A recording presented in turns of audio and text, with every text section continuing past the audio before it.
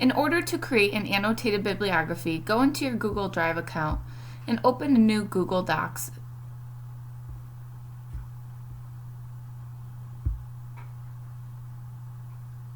Immediately title your document using your first and last name followed by annotated bibliography.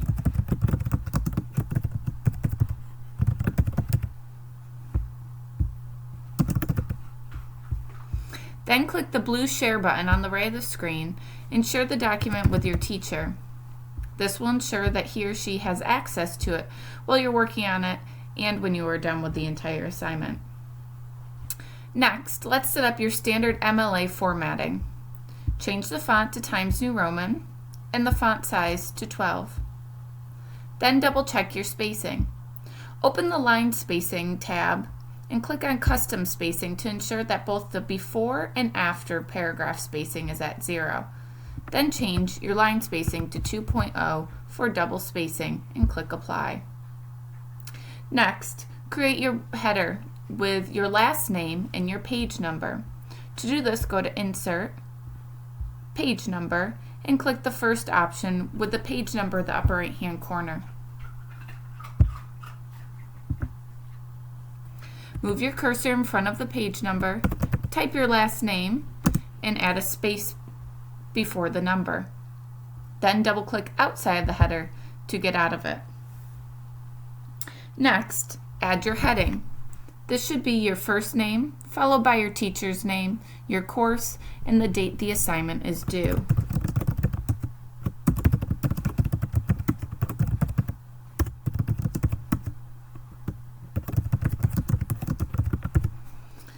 Hit enter once, center your text, and create a title for your document.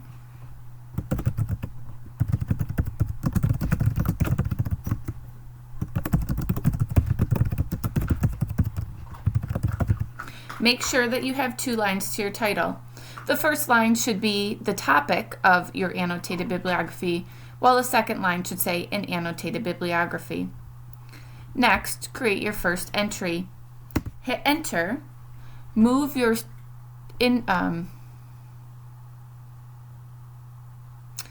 text back to left justified, and copy and paste your first MLA citation.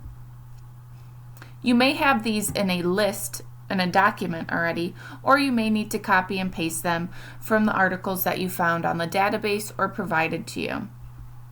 Here, I'm going to find the MLA citation at the end of this document in opposing viewpoints.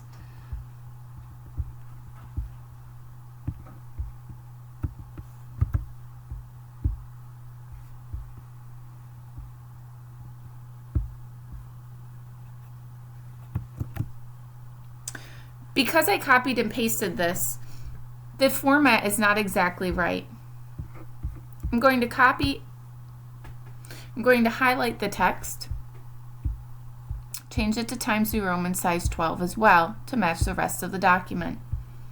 You'll see that this is already double spaced.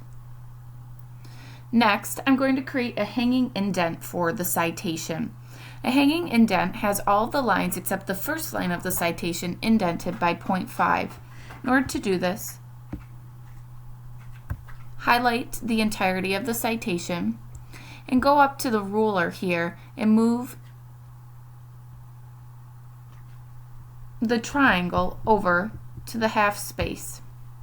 You'll notice that that moves the entire text when we only want all but the first line moved. So now what I'm going to do is click this little rectangle at the top and move it back to where it initially was to form a true hanging indent.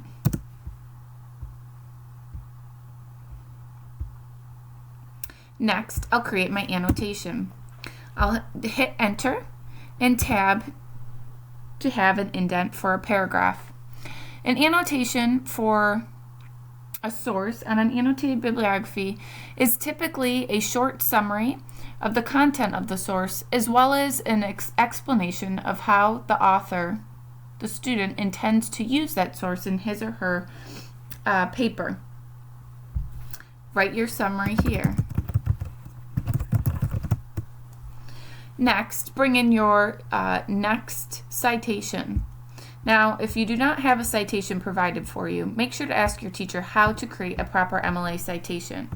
Copying and pasting in the hyperlink for the text is not sufficient. This time, the hanging indent has been done for me and I don't need to do anything else. I simply need to summarize my text. Now, an important part of an annotated bibliography is making sure that the sources are listed in alphabetical order according to the author's last name or the first word of each citation. You'll notice here that I have McMaster's first, followed by a source by Dominic Cook. Obviously, the source by Dominic Cook needs to come first. In order to do that, I'll just simply copy this citation and the source, delete it from there, and move it above this source. Once you have included all 4 of your sources, their citations, summaries, and an explanation of how you intend to use them in your text, check the checklist provided by your teacher to ensure that you have met all of the requirements of the assignment.